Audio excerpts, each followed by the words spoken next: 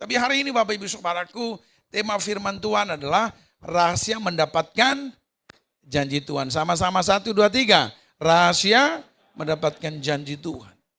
Bapak Ibu Saudaraku, Tuhan itu tidak hanya sekedar retorika. Tuhan itu tidak sekedar hanya senang berbuat janji. Tapi Yesus kita adalah orang yang mengimplementasikan apa yang dijanjikannya. Amin. Merealisasikan apa yang diucapkannya melalui tindakannya. Nah, salah satu janji Tuhan kepada kita bahwa, saudara yang kasih Tuhan, bentuk bukti dari kasih nyata Allah kepada kita semua adalah Yesus menjadi manusia. Allah menjadi manusia, namanya Yesus. Dia tinggalkan surga, datang ke bumi. Mau menjadi sama seperti manusia. Dia mengambil rupa manusia. Dia merasakan penderitaan yang kita alami. Dia merasakan kelaparan, dia merasakan sakit. Banyak orang bertanya, kalau dia Tuhan kenapa dia lapar? Dia tidak tahu ada maksud di balik kata itu. Yesus sedang ingin memberitahu kita, mengajarkan kepada kita bahwa dia ingin merasakan apa yang dirasakan manusia. Amin. Dia bukan Tuhan yang jauh. Dia bukan Tuhan yang ada di dalam bayang-bayang. Dia Tuhan yang real. Dia Tuhan yang nyata. Dia ingin merasakan penderitaanmu. Dia ingin merasakan kelaparanmu. Dia ingin merasakan kesulitan dan ketakutanmu. Dia ingin merasakan itu. Kamu tidak sendirian ketika kamu sakit. Kamu tidak sendirian ketika kamu menderita. Kamu tidak sendirian ketika kamu lapar. Kamu tidak sendirian. Aku juga ikut merasakannya. Amin. Jadi Yesus itu tidak hanya sekedar retorika atau berkata-kata. Tapi dia merealisasikan apa yang dijanjikannya, apa yang diucapkannya melalui tindakan nyata. Nah, Bapak Ibu Saudaraku, coba lihat dalam 1 Tawarik 17 ayatnya yang ke-27. Baca sama-sama 1, 2, 3.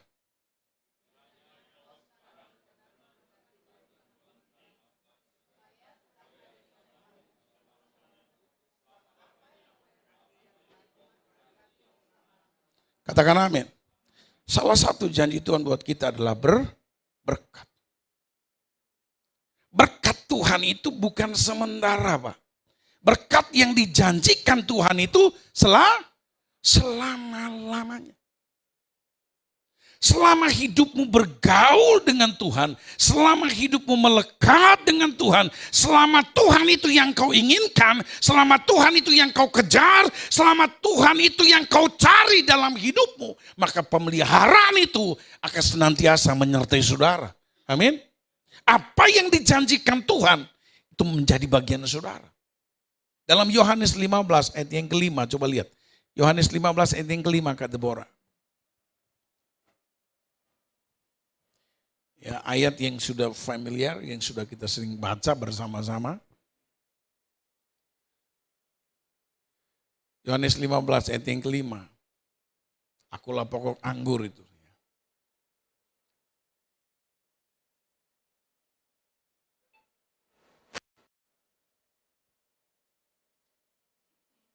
Ya, baca sama-sama. 1, 2, 3.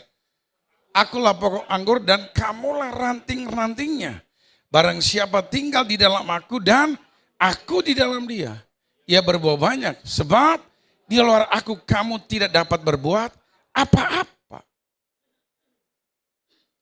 Jadi supaya kita mendapatkan janji Tuhan, saudara kini kasih Tuhan, janji berkatnya, janji kesehatan, janji pemulihan, janji keselamatan, janji kekuatan, janji kemenangan, janji kedamaian, semua yang dijanjikan Tuhan. Supaya kita terima dan kita alami, kita nikmati, kita harus melekat.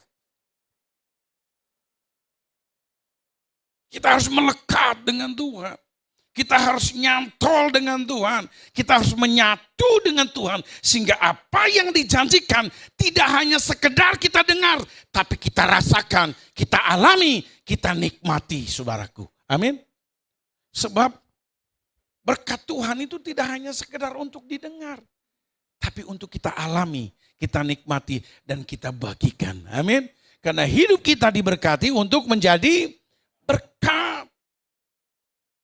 Untuk jadi berkat Bapak Ibu Saudaraku. Ya, jadi berkat Tuhan itu bukan berkat yang sementara. Itu berkat untuk selama-lamanya.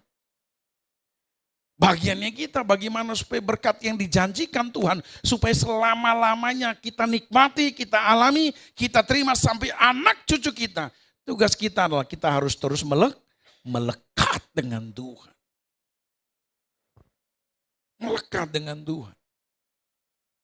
Siapapun saudara, mau kaya, mau punya jabatan, punya kekuasaan seperti apapun, di hadapan Tuhan kita tetaplah ranting, Pak.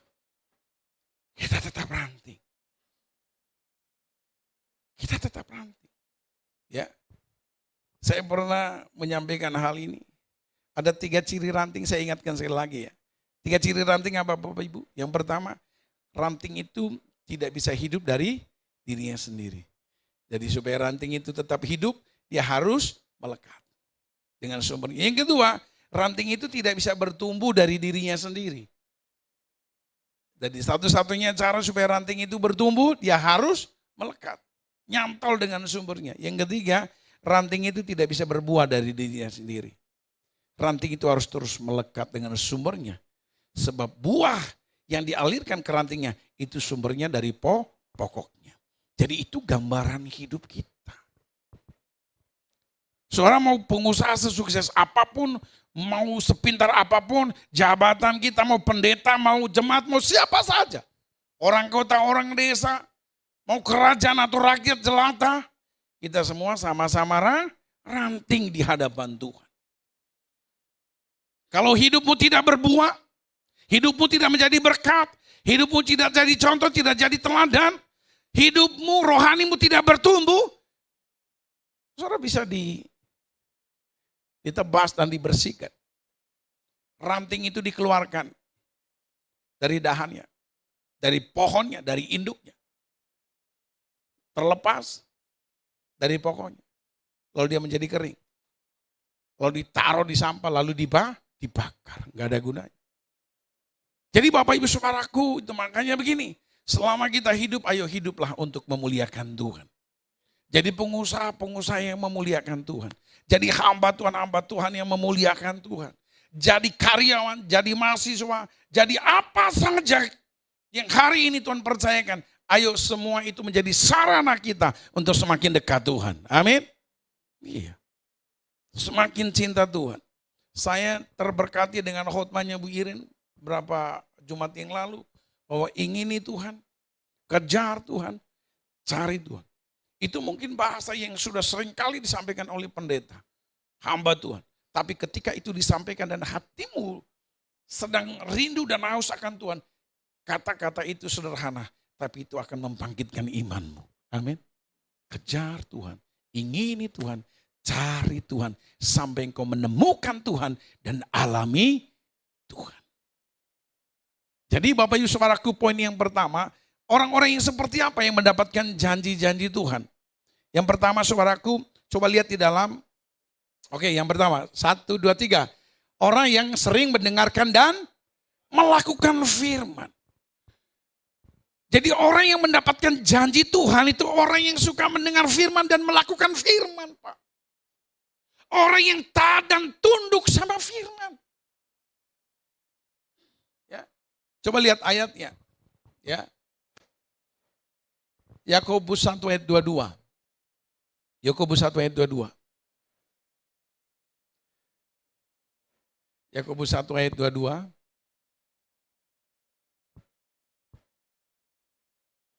Kita baca sama-sama 1, 2, 3.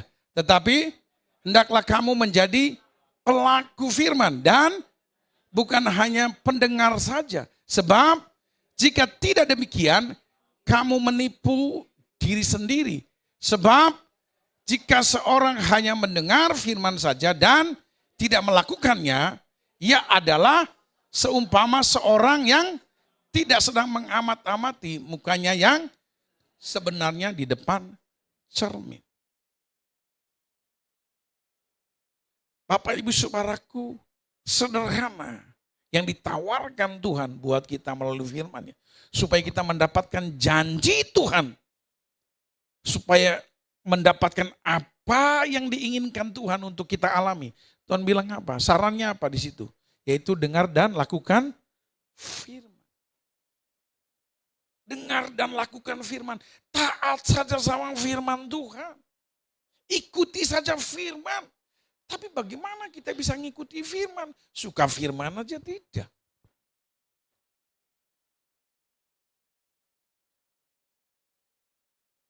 Baca firman aja tidak.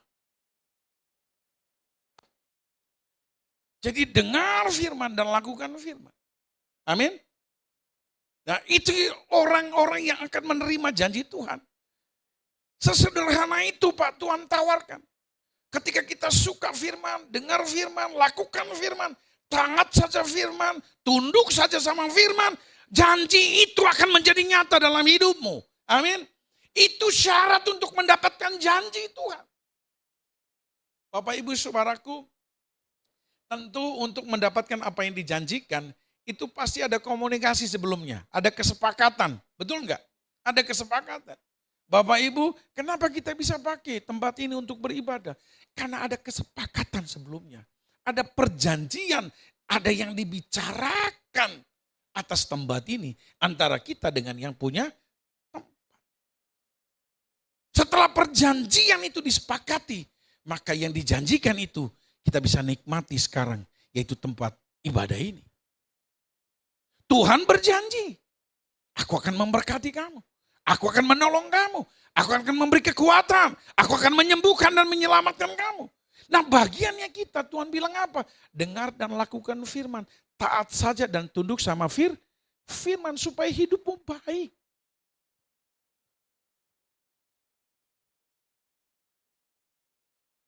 Jadi sederhana Tuhan tawarkan buat kita. Tapi mau enggak? Oh saya mau tunggu pendeta besar dulu Pak ngomong sama saya. Baru saya percaya. Itu peneguhan. Hamba Tuhan itu bisa Tuhan pakai menjadi peneguhan. Tapi sumbernya adalah firman. Untuk meneguhkan Tuhan bisa pakai siapa saja. Tuhan bisa pakai hamba Tuhan. Tuhan bisa pakai suamimu, istrimu, temanmu, sahabatmu, saudaramu. Atau Tuhan juga bisa meneguhkan lewat peristiwa. Jadi banyak hal Tuhan menyampaikan maksud dan tujuannya. Tapi saudara yang dikasih Tuhan, kita akan terkonek Bapak Ibu ketika firman itu menjadi habit dan kesukaan kita. Ayo suka dengar firman dan lakukan firman. Bagikan firman, praktekkan firman yang Bapak Ibu dengar, yang Bapak Ibu baca. Udah mulai hari-hari ini. Ayo isi roh kita dengan firman. Dunia tidak semakin mudah. Tanpa firman yang masuk menguasai hidup kita. Kita akan oleng, Pak. Keadaan dunia oleng, kita juga ikut oleng. Dunia selalu berubah. Kita juga ikut berubah, tapi tidak tentu arahnya. Kenapa? Enggak punya patron. Jadi firman ini patron buat kita. Amin. Firman ini arah tujuan jalan yang kita pilih supaya sampai tujuan yang Tuhan kehendaki. Kita harus punya firman, Pak. Bukan yang lain. Bukan yang lain. Firman harus menjadi patokannya. Nah suara-suara yang lain itu meneguhkan saja. Amin. Meneguhkan apa yang difirmankan oleh Tuhan. Sumber utamanya firman. Sumber utamanya bukan perkataan siapa-siapa. Tapi biar perkataan orang itu meneguhkan apa yang difirmankan Tuhan. Amin. Ya, Bapak Ibu, saya sama Pak Sembi itu punya hubungan yang sangat baik. Jadi sangat baik sekali. Udah cukup lama Bapak Ibu semenjak dari Cahaya Nirwana. Waktu ketemu pertama kali Bapak Ibu Saudara, dia ngomong sama saya begini. Saya masih ingat itu ya. Pak, Bapak akan menghadapi jemaat-jemaat yang keras-keras, yang susah diatur, yang tidak mudah diarahkan. Tapi ketika Bapak setia, tekun mencari Tuhan, maka Tuhan yang akan membela. Tuhan yang akan membela. Bapak Ibu, mulai dari situ saya mempersiapkan diri. Saya mempersiapkan diri. Roh saya harus persiapkan. Begitu terjadi, saya nggak perlu kecewa. Saya nggak perlu sakit hati dengan siapapun. Karena Tuhan sudah ingatkan. Saya nggak mau peristiwa itu melemahkan iman saya. Atau melemahkan semangat saya. Sedih iya. Kecewa sebentar. Tapi saya nggak boleh berlarut dalam itu semua. Saya harus bangkit. Saya harus menyemangati diriku. Bahwa saya datang ke sini untuk melayani bukan untuk yang lain. Saya datang ke sini bukan untuk rebut pelayanan siapapun. Saya datang ke sini diutus dan saya melayani. Orang suka atau tidak suka itu urusan orang lain. Orang puas atau tidak, saya nggak bisa mempengaruhi orang supaya orang puas. Bagianku melayani. Tapi saya harus melewati itu semua. Waktu saya mendengar pesan itu, saya mempersiapkan diri. Sekalipun pelayanan itu sedang baik-baik, sedang mengalami promosi dari Tuhan.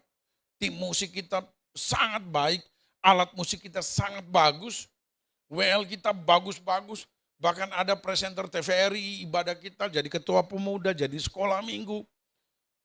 Luar biasa Bapak Ibu Saudaraku.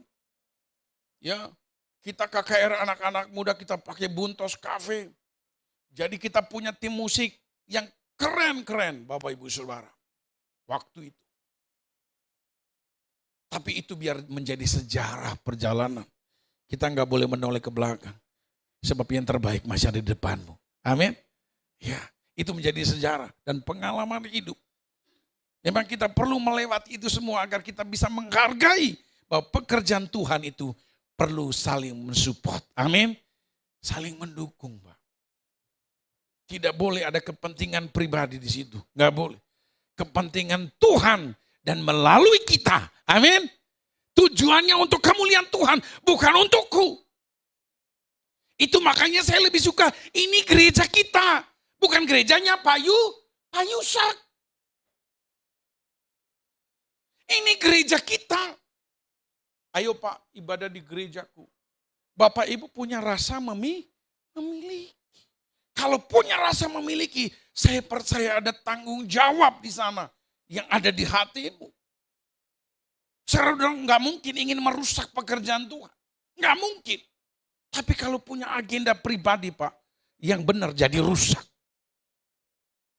Jadi hancur. Itu makanya pekerjaan Tuhan kenapa isinya ribut. Karena orang punya agenda masing-masing di situ. Bukan agendanya Tuhan. Jadi gereja ini harus menjadi agendanya Tuhan. Yang Tuhan pakai melalui kita semua. Amin. Melalui saya dan melalui Bapak Ibu Saudara. Lewat talenta-talenta yang Tuhan percayakan kepada kita.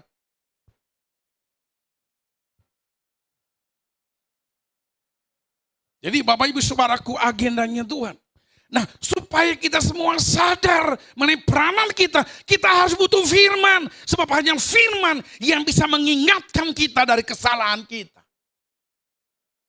Tanpa firman kita semua merasa diri benar dan paling benar. Itu dunia. Itu makanya dunia kepingin diakui. Tapi dengan kebenarannya sendiri. Semakin kita ngerti firman, semakin rendah hati, semakin kita membutuh orang lain. Pak. Sebab pekerjaan Tuhan, saya diingatkan Tuhan, Yusak pekerjaan Tuhan ini kolaborasi. Kolaborasi. Ya tidak semua bisa kamu lakukan. Itu makanya tugasku berdoa buat Bapak Ibu Saudara. Tugasku sebagai gembala, bagaimana rumah ini menjadi rumah di mana kita sama-sama bertumbuh. Talenta-talenta Bapak Ibu sama-sama, ayo kembangkan talentanya, ini rumahnya untuk kita sama-sama. Apa yang tidak bisa saya lakukan, Bapak Ibu Tuhan bisa pakai. Ya, jadi Bapak Ibu Saudaraku ini kasih Tuhan, yang pertama saudaraku, jadi orang yang mendapatkan janji Tuhan adalah orang yang suka dengar dan lakukan firman. Orang yang mau taat dan tunduk sama firman. Tunduk aja sama firman. Sebab firman itu yang akan mengingatkan kita mana yang benar, mana yang salah, mana yang boleh dan mana yang tidak. Bukan ikut-ikutan. Coba lihat dalam Lukas 8 ayat 21. Lukas 8 ayat 21. 1, 2, 3. Tetapi yang menjawab mereka, ibuku dan saudara-saudaraku ialah mereka yang mendengarkan firman Allah dan melakukannya. Ini Yesus yang ngomong. Bukan berarti dia tidak menghargai ibu kandungan dan bapaknya, bukan. Tapi dia bilang begini, orang yang satu roh dengan saya itu harus punya habit yang sama, Pak. Itu makanya pergaulan saudara harus lihat siapa teman pergaulanmu. Sehabit enggak dengan saudara? Punya kerinduan yang sama enggak?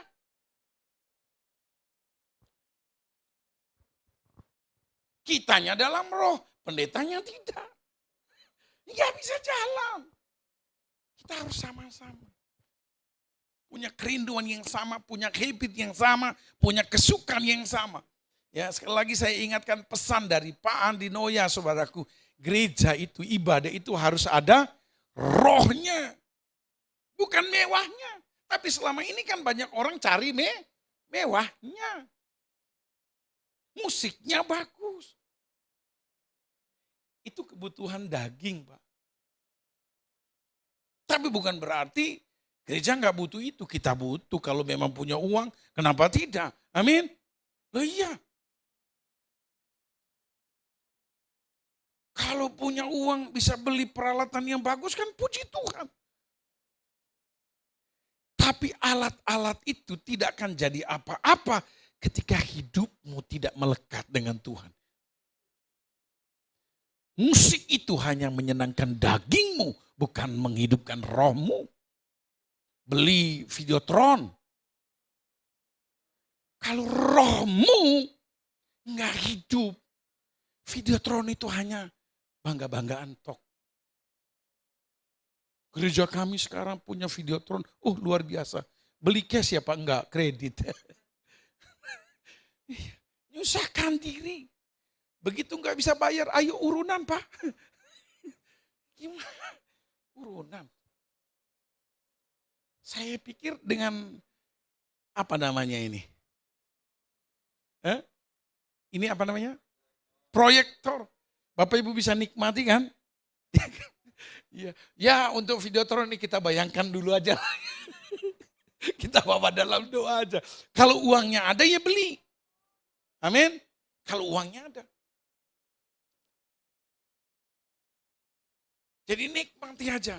Apa yang ada kita nikmati, kita sukacita. Kalau rohmu sehat Pak, Tuhan akan kirim berkatnya. Ya, jadi Bapak Ibu saudaraku, ini kata Yesus ini. Saudaraku, ayah dan ibuku siapa? Yaitu yang suka firman. Bukan yang lain. Itu makanya spirit kita harus sama. Roh kita harus sama, kita bangun. Ngapain sih Pak baca firman Tuhan? Ngapain sih Pak doa dan berpuasa ngapain? Dia tanya ngapain terus. Karena dia ingin memuaskan dagingnya. Nanti kalau dia nggak punya kerinduan dijawab pun juga dia nggak akan bergeming. Kan memang dia hanya tanya tok. Jadi semakin berat masalahmu, semakin berat persoalanmu, berdoa dan berpuasalah. Amin. Berdoa dan berpuasa, duduk. Gak usah kemana-mana. Cari Tuhan. Ibadah, melayani. Selebihnya cari Tuhan. Amin. Merendahkan diri. Doa dan berpuasa. Yang kedua Bapak Ibu saudaraku. Orang-orang yang mendapatkan janji Tuhan itu orang-orang yang seperti apa? Yang kedua kata Deborah. 1, 2, 3. Jangan mengabaikan firman apalagi meremehkan. Jadi orang yang memperhatikan firman. Bukan orang yang mengabaikan firman. Apalagi meremehkan firman. Coba lihat ayatnya. Amsal 13 ayat yang ke-13. 1, 2, 3. Siapa meremehkan firman, ia akan menanggung akibatnya. Tapi siapa taat kepada perintah akan menerima balasannya. Menerima yang dijanjikan Tuhan. Yang terpenting sekarang bagianmu itu loh. Masalahnya kita ini baru baca sebentar, merasa sudah sering baca. Baca firman, lalu nuntut Tuhan. Perasaan kita berkata, saya kayaknya sudah berubah, Bu. Itu kan perasaanmu, kayaknya kan. Dirimu aja sendiri gak yakin kalau dirimu sudah berubah. Baru kayaknya Pak, saya sudah berubah. Lu kayaknya. Kamu aja gak yakin, bagaimana saya bisa yakin kalau kamu sudah berubah. Kayaknya loh Pak, saya sudah berubah. Itu kan kayaknya. Bagaimana saya bisa yakin? Oh, kamu sendiri aja gak yakin, baru kayaknya. Tapi saya percaya begini Bapak Ibu. Orang yang sungguh-sungguh, orang yang bertobat sungguh-sungguh, pasti ditolong Tuhan Pak. Pasti dipelihara Tuhan. Memang kadang harus melalui proses. Proses itu penting. Kalau berkatmu besar, prosesnya juga berat Pak. Halo? Loh iya. Prosesnya juga berat. Kalau pergumulanmu berat, coba cek. Pergumulanmu karena dosamu, karena kesalahanmu, ya bertobat Pak obatnya Pak. Tapi kalau saudara sudah benar jalannya, caramu sudah benar, hidupmu melekat dengan Tuhan, ada pergumulan, ada persoalan, bisa saja itu ujian, hadapi aja. Minta Tuhan, Tuhan beri saya kekuatan. Amin. Tapi kalau karena kesalahanmu, jangan marah sama Tuhan Pak. Obatnya cuma satu, bertobat. Amin. Bertobat, Tuhan saya bertobat. Kalau kerugian ini, kalau kebangkrutan ini, karena kesalahanku, karena kekeliruanku, karena dosaku, mungkin selama ini saya tidak benar, atau saya mengelolanya yang salah, atau diperuntukkan untuk hal yang keliru, ampuni saya Tuhan, dan saya mau perbaiki, dan saya mau hidup benar. Justru merendahkan diri. Justru Tuhan suka ketika orang rendah hati, amin. Jangan bela diri. Apalagi cari-cari pembenaran, jangan. Malah tambah dipenyet nanti sama Tuhan. Kalau ayam penyet bisa dinikmati. Kalau hidupmu, apa yang dinikmati dari kepenyetanmu? Tidak ada. Amin. Tidak ada. Tinggal dicek aja. Tuhan pasti tolonglah. Ya, kalau hari ini Tuhan membentuk saudara, hadapi dengan hati yang lapang, dengan tangan terangkat dan lutut bertelut. Tuhan tolong saya. Amin. Itu aja yang mulutmu ucapkan. Nggak usah ngomel. Nggak usah ngomel sama Tuhan. Nggak usah. Nanti tambah Tuhan penyet. Masalahnya kita ini seringkali merasa diri benar Pak. Belum tentu benar. Benar menurut standarnya sendiri. Dia bilang saya sudah berpuasa dan sudah berdoa. Nggak usah, sudah. Bapak ibu saudaraku, saya seringkali dulu saudaraku seringkali saya melakukan hal ini. Saya merasa sudah berdoa dan berpuasa saya. Ternyata puasa dan doa itu sakarapnya saya. Kalau lapar ya saya makan. Habis itu sambung puasa. Iya, loh iya. Begitu puasa, haus, saya minum Pak. Setelah itu saya bertobat, Tuhan saya tadi minum ya Tuhan, saya mau puasa lagi Tuhan. Tuhan bilang, bukan itu puasa yang kukendaki. Iya. Mau kan selubung itu terlepas darimu? Puasa sungguh-sungguh, doa sungguh-sungguh, ibadah sungguh-sungguh, baca firman sungguh-sungguh, rendahkan dirimu. Amin. Rendahkan dirimu. Mulutmu diam. Ya. Seringkali untuk mingkem mulut ini doa dan merendahkan diri. Hatimu saja yang berteriak.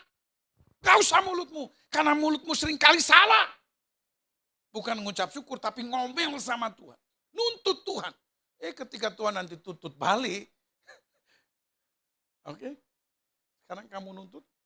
Berapa lama kamu baca firman? Berapa lama kamu berdoa? Berapa lama kamu berpuasa? Oh baru 3 bulan Pak. Terus berapa tahun sebelumnya ngapain? Coba dari kamu dalam kandungan sampai hari ini. Aku pelihara kamu. Coba. Ayo cek. Berapa banyak berkat yang Tuhan beri. Jadi Bapak Ibu ternyata. Yang Tuhan mau ketika kita sedang dibentuk melalui persoalan kesulitan. Kadang yang Tuhan mau mulut ini diam. Dan hatimu ngomong sama Tuhan, Tuhan tolong saya. Rendahkan dirimu di situ. Karena bisa saja ketika kita bisa melewati, itu akan memasyurkan nama Tuhan. Kita akan menjadi saksi. Nah coba ayatnya Bapak Ibu, saya cari dulu ya.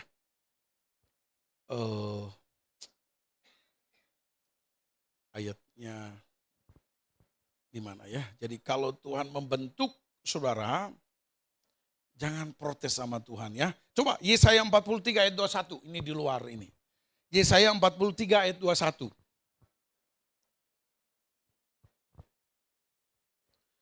Baca sama-sama, 1, 2, 3. Umat yang telah kubentuk bagiku akan memberitakan kemasyuranku. Dibentuk itu enggak enak. Dibentuk itu kata lainnya diproses. Enggak enak. Sebelumnya ini kan gudang, kotor. Mau masuk ke sini aja kita jijik, kita harus jinjit-jinjit.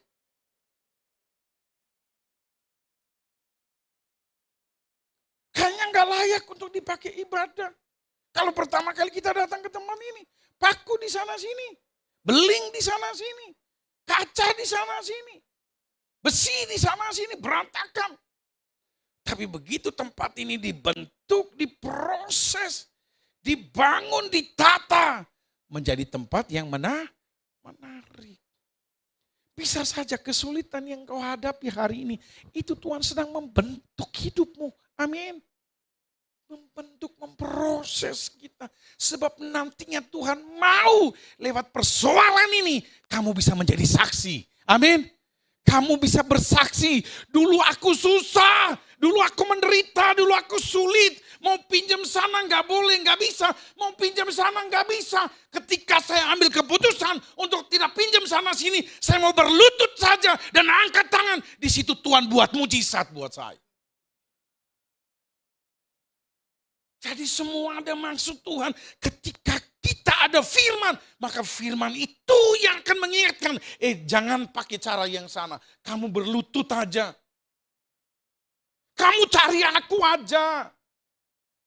Persoalan ini caraku untuk membentukmu, untuk memprosesmu. Supaya karaktermu baik. Supaya imanmu bangkit. Nanti kamu bisa jadi saksi. Sebab saksi yang bisa mengubahkan orang ketika saudara mengalami dulu. Amin. Saudara bagaimana bisa menyaksikan saya cerita mujizat Tuhan kalau pengalaman orang.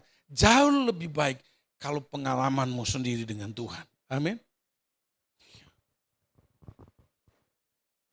Jadi Bapak Ibu Saudara, saya mengalami banyak hal yang Tuhan proses saya dalam pelayanan. Ternyata satu cuman Tuhan ingin biar hati saya ini tetap lurus. Jangan sampai menyimpang. Jadi hatiku tetap lurus. Saya hadapi kesulitan iya. Tapi hatiku diajar Tuhan, kamu tetap lurus hati. Jangan menyimpang. Sekalipun tidak mudah, Tuhan membentuk saya. Biar karakterku ini menjadi karakter yang benar-benar diubahkan Tuhan. Bukan keakuanku. Mulutku kadang tidak kuat. Mulutku kadang kepingin protes dengan keadaan. Dengan situasi. Tapi kadang Tuhan saya memilih untuk diam dan merendahkan diri. Saya bawa pergumulan ini kepada Tuhan. Saya bawa pelayanan ini kepada Tuhan. Tuhan tolong. Tuhan tidak pernah keliru membentuk hidupmu. Amin. Oleh sebab itu relakan hidupmu untuk dibentuk Tuhan. Diproses Tuhan. Supaya nantinya saudara bisa menjadi memasyurkan nama Tuhan. Amin. Memasyurkan nama Tuhan. Abraham sebelumnya. Dia penipu. Abraham juga. Yakub penipu. Abraham juga penipu. Tipuannya Abraham apa? Dia ngaku istrinya itu siapa? Saudaranya. Coba. Tapi dia menghadapi pembentukan Tuhan. Proses dari Tuhan. Daud diproses Tuhan. Ayub diproses Tuhan. Dibentuk Tuhan. Itu makanya Ayub berkata di ending dari ayat firman Tuhan berkata begini. Dari kata orang dulu aku mengenal siapa Tuhanku. Tapi sekarang saya kenal siapa tuh Tuhan. Dia harus menderita. Dia harus mengalami kesulitan. Minta tolong sana, sana nggak bisa tolong. Minta tolong situ, nggak bisa. Nggak ada orang yang menolong. Kalau sana sini, situ sini nggak ada yang nolong. Itu artinya engkau mengharapkan pertolongan dari tempat yang maha tinggi. Amin. Itu, jangan kecewa. Dengan keadaan, dengan situasi. Jangan kecewa dengan siapapun. Jangan kecewa dengan keadaan, dengan situasi, dengan siapapun. Nggak boleh kecewa. Kecewa dengan pendeta untuk apa? Pendeta kecewa dengan jemaat juga. Untuk apa? Untuknya apa? Nggak ada. Amin. Yang ada penyakitan. Jadi saya harus happy, Pak. Iya, kadang hati ini gregetan kadang. Iya. Gak usah. Jangan sampai begini. Khotbahnya bagus. Saudara-saudara, ini dombanya Tuhan. Begitu dombanya pergi, dia sakit. Ngapain? Lah iya.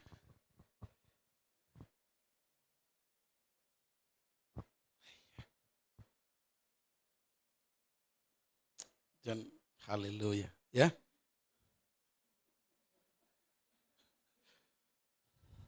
Ya, oke, ya. Lanjut Bapak Ibu Saudara ya. Lanjut, yang ketiga, yang terakhir. Bapak Ibu senang dengan yang terakhir gitu kan. Yang terakhir Bapak Ibu Saudara ya. Orang yang dijanjikan Tuhan, yang mendapatkan janji-janji Tuhan, berkat Tuhan, menyertakan kasih setia Tuhan itu orang yang seperti apa. Coba lihat Mazmur 119 ayat 11. 1, 2, 3. Dalam hatiku aku menyimpan janjimu supaya aku jangan berdosa terhadap engkau.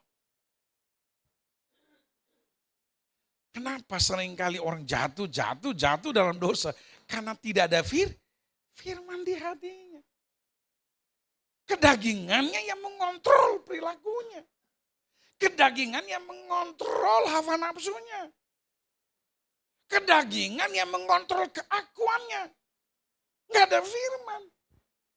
Akhirnya apa? Lahir dosa. Jadi harus ada firman. Firman itu yang akan mengingatmu. Begitu you melenceng dikit, firman itu tiba-tiba muncul. Jangan. Enggak boleh. Pasti ada itu Pak. Pasti ada. Enggak mungkin enggak. Ya. Dalam hatiku aku menyimpan janjimu. Dalam hati itu berbicara tentang sumber. Ketulusan, kemurnian. Itu makanya simpan firman. Firman itu berharga. Karena firman itu berharga, dia harus simpan di tempat yang berharga, yaitu hati yang murni. Amin. Hati itu simpan firman, bukan di mulut. Mulut orang bisa dolak-dalik, tapi hati enggak bisa. Hati enggak bisa.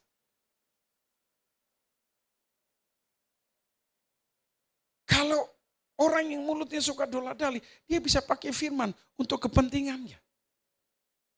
Tapi orang yang menyimpan firman di hatinya, itu untuk kepentingan, untuk mengubah hidupnya. Supaya hidupnya selaras dengan Tuhan. Simpan firman di hati. Biar tidak dicuri setan. Ya, setan aja tahu firman itu penting. Bagaimana kita enggak menghargai firman? Halo? Ya, jadi Bapak Ibu, Amsal 4 ayat 20 sampai 21 coba. Amsal 4 ayat 20 sampai 21. Kita baca 1, 2, 3. Hai anakku, perhatikanlah perkataanku. Ya, perhatikan firman. Arahkanlah telingamu kepada ucapanku, kepada firman. Janganlah semuanya menjauh dari matamu. Simpanlah itu di lubuk hatimu. Simpan firman, karena firman itu perkataan Tuhan. Amin. Ada di sini yang lihat Tuhan? Ada? Ada yang lihat Tuhan secara langsung? Pak Domi, lihat Tuhan secara langsung? Enggak ada kan?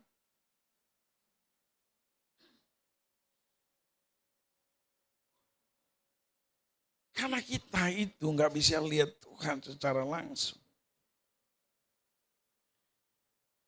Bagaimana caranya? Supaya kita tahu ada Tuhan.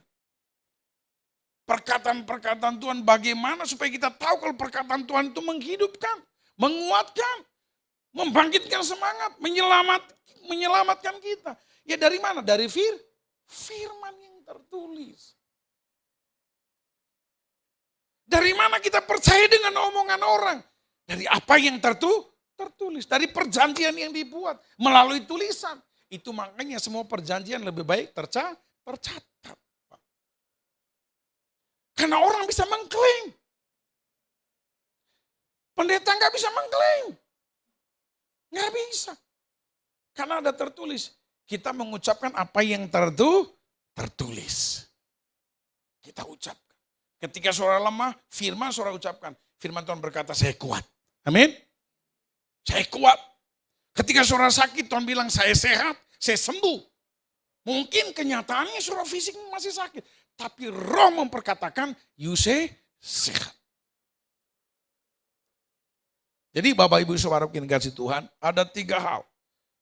Supaya kita mendapatkan janji Tuhan. Yang pertama, orang yang suka mendengar dan melakukan firman. Orang yang taat. Orang yang mau tunduk akan firman. Supaya keadaannya baik. Baik di desa, di kota kata firman Tuhan.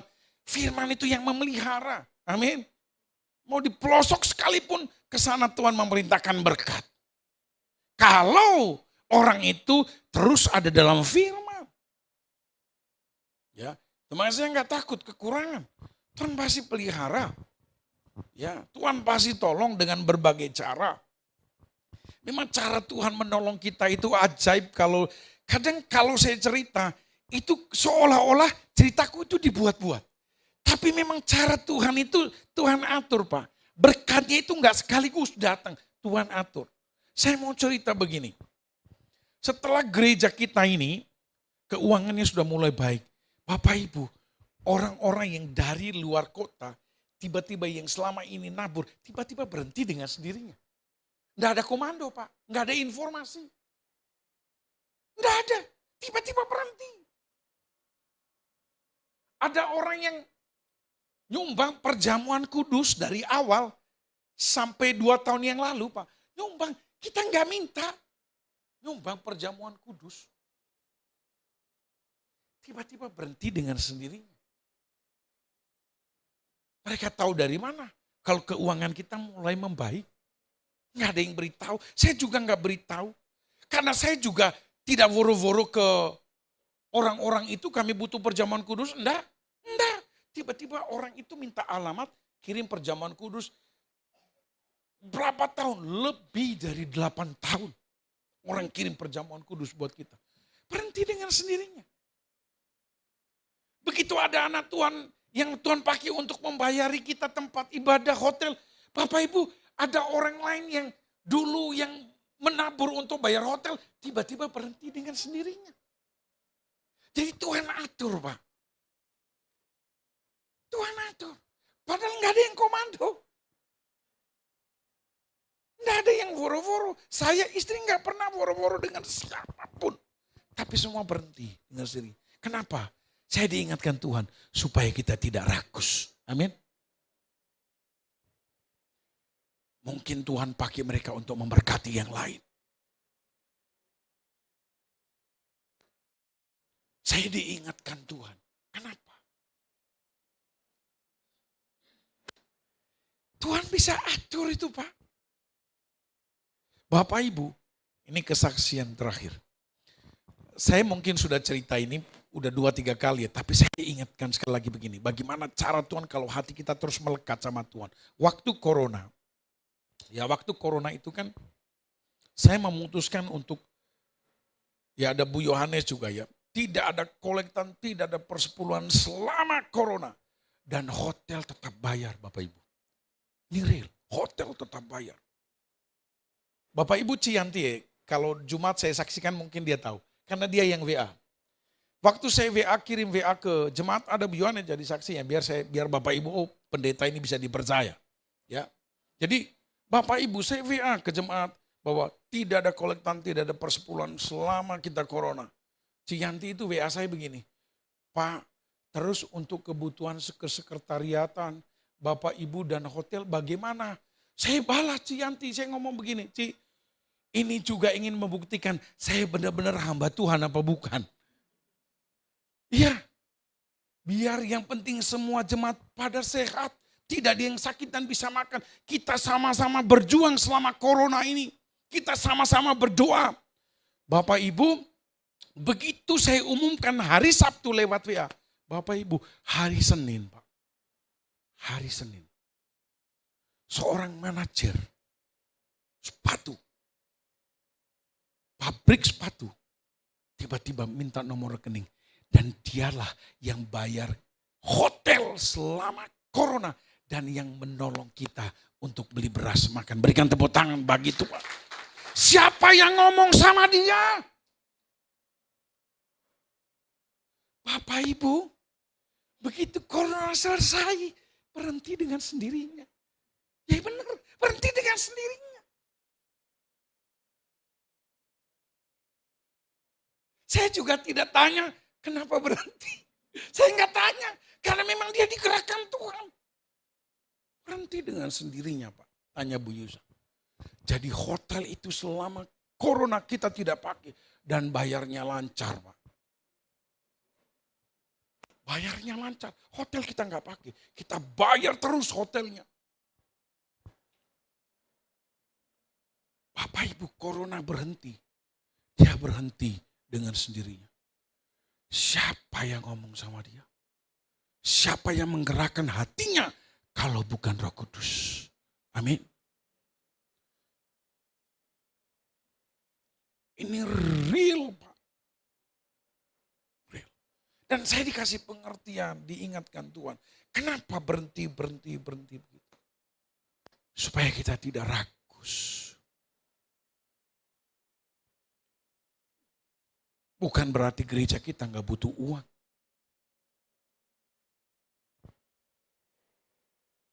Biar dia bisa pakai untuk menjadi berkat bagi yang lain. Berhenti dengan sendirinya Pak. Dan saya juga tidak pernah tanya, kenapa berhenti? Enggak tanya. Karena mereka tergerak dengan sendirinya, ya berhenti dengan sendirinya.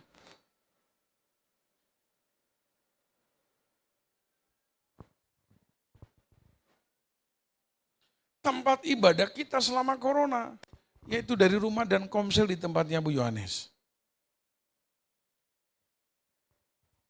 Enggak ada kolektan persepuluhan, enggak ada Pak. Ya, saya umumkan itu. Dan pemeliharaan Tuhan itu ada. Ya. Nah puncaknya Bapak Ibu Saudara, saya tinggal di rumahnya Ko Hendy itu. Anak saya, istri saya minta makan Pak. Minta makan, kan lagi lockdown itu nggak boleh keluar kan. Bapak Ibu, enggak ada makanan di rumah. Enggak ada sama sekali. Saya teriak jam 11 malam, kalau nggak salah tuh jam setengah 12, pokoknya lupa yang jelas di malam hari. Anak saya minta makan, saya nggak bisa beli. Istri saya bisa makan, mintanya beda-beda, dan saya nggak bisa beli. Di dompetku tidak ada uang sama sekali. Bapak Ibu saya teriak itu di malam hari, di kamar mandi. Daripada saya nangis di depan anak-anakku, saya ke kamar mandi Pak. Saya teriak, Tuhan saya butuh uang cash. Minta uang cash sama Tuhan. Gendeng. Minta uang cash. Kalau minta uang cash sama Ko Halim, sama Pak Hendy, sama Pak Ananto, sama Bu Giok mungkin iya. Betul nggak? Masuk akal nggak? Ya sama Pak Purba, betul nggak? Ko Halim, minta uangnya dulu lah. Kalau nggak pinjam gitu kan. Masih masuk akal. Ini minta uang cash sama Tuhan. Nggak masuk akal. Paling nanti suara Tuhan kamu doa dan berpuasa. Bapak Bapak Ibu itu kan di malam hari. Bapak Ibu, rumahnya Ko Hendy kan cukup besar. Ada orang WA di pagi hari, sekitar jam 5:30 atau jam 6 pagi. Pagi sekali WA begini. Pak, tolong ambil kresek di depan pagar. Ambil kresek. Nah karena itu kresek, jadi saya suruh Salom. Salom masih kecil. Loh, ambil kresek. Cuman Salom itu nggak bisa buka pintu gerbangnya, nggak bisa dia. Akhirnya saya buka, berdualah kita ke depan. Pak, Bu, saya tengok orang. Kan lagi sepi ya. Tengok. Bapak Ibu tahu uangnya berapa juta itu di situ. Uangnya ratusan ribu semua, Pak. Ajaib nggak Tuhan? Saya lihat ini nomor siapa itu. Bapak Ibu, ternyata saya tahu 1,5 tahun baru saya tahu orangnya. Saya cari tahu kan. Jangan sampai lupa siapa yang menolong saudara. Amin. Ini jangan lupa, paling tidak dalam doamu lah. Jangan sampai lupa. Saya cari tahu terus, siapa sih ini ya? Siapa yang kirim dan siapa yang menggerakkan dia? Jam 5:30 pagi atau jam 6 pagi, sangat pagi. Bapak Ibu, ada uang taruh di kresek warna hitam. Di pagar depan. Itulah yang kita pakai. Selain yang manajer yang dari Bekasi itu. Orang Bekasi, Pak. Orang Bekasi. Itu yang Tuhan pakai untuk biaya kita. Makan, minum, beli obat dan lain sebagainya. Tapi semua berhenti dengan sendirinya. Itu makanya gini, saya percaya bahwa Bapak Ibu ada di tempat ini bukan secara kebetulan. Bukan secara kebetulan.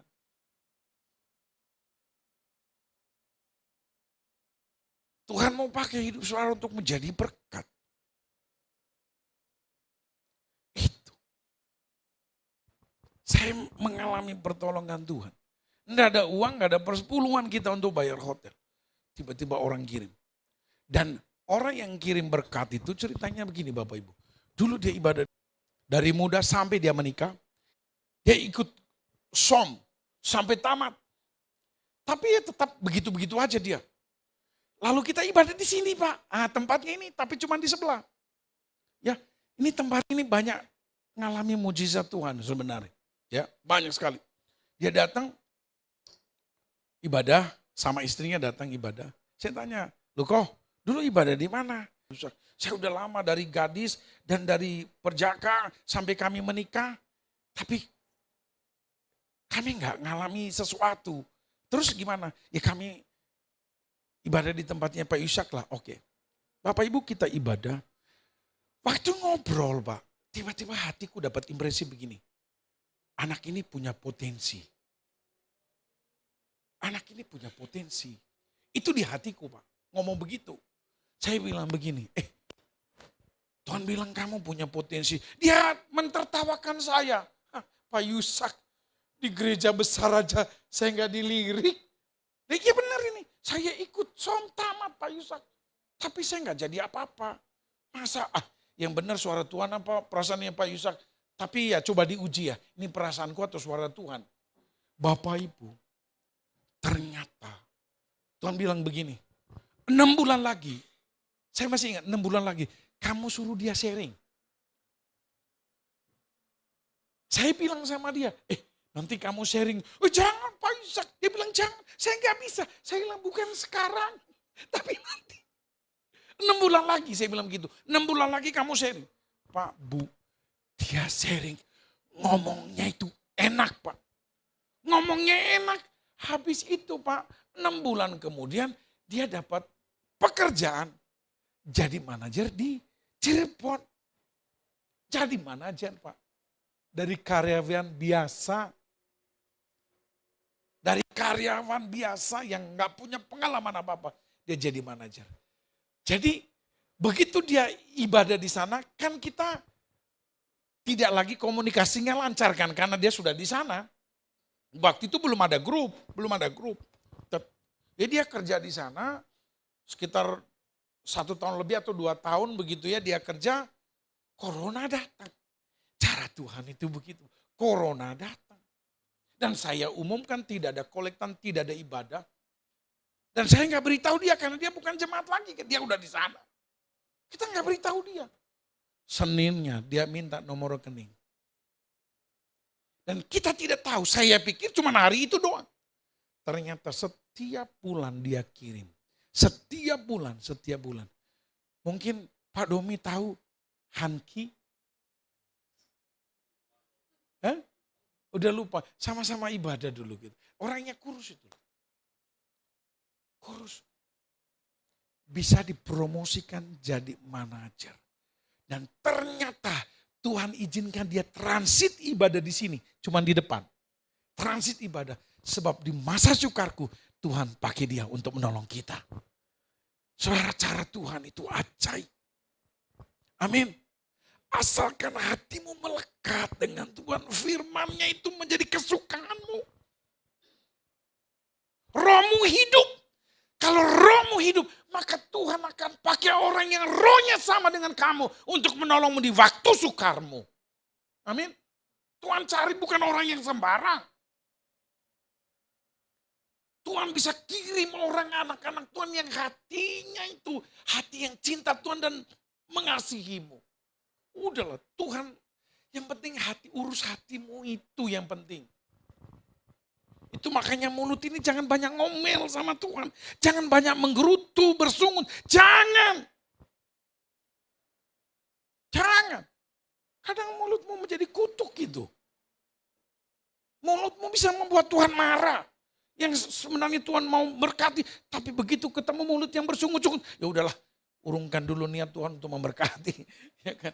Biarkan dia beres dulu dengan mulutnya dulu, ya. Sampai mulutnya sudah nggak kuat lagi, tinggal Tuhan tolong Tuhan. Tapi masalahnya sudah sisa tenaga terakhir, udah yang pas lagi kuat-kuatnya dia ngomel-ngomel sama Tuhan. Udahlah, cara Tuhan itu ajaib sekali.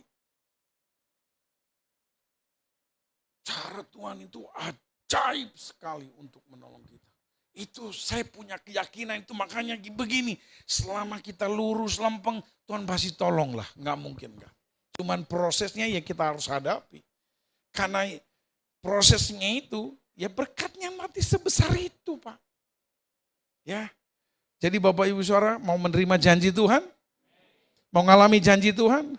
Ayo tunduk sama firman, taat sama firman. Tuhan memberkati kita semua. Ini firman Tuhan. Tidak ada ujian tanpa tujuan. Tidak ada proses tanpa tujuan. Mungkin hari ini kesulitan yang sedang kau alami itu proses dari Tuhan untuk membentuk saudara supaya kita menjadi serupa dengan gambar Kristus, dan ada pelangi di balik persoalanmu. Ketika hatimu mencari Tuhan, ketika hatimu mengejar Tuhan dan ingini Tuhan, maka akan ada pelangi di balik hujan pergumulan. Tetap memperkatakan hal yang positif. Jangan tenggelam dalam masalah, apalagi terpuruk dalam pergumulan. Bangkitkan iman dan rohmu. Pengharapanmu ada di dalam Yesus. Mujizat ada di dalam Dia. Pemulihan ada di dalam Dia. Kemenangan ada di dalam Dia. Yang di dalam Dia itu akan menjadi bagianmu. Engkau terima di dalam nama Yesus.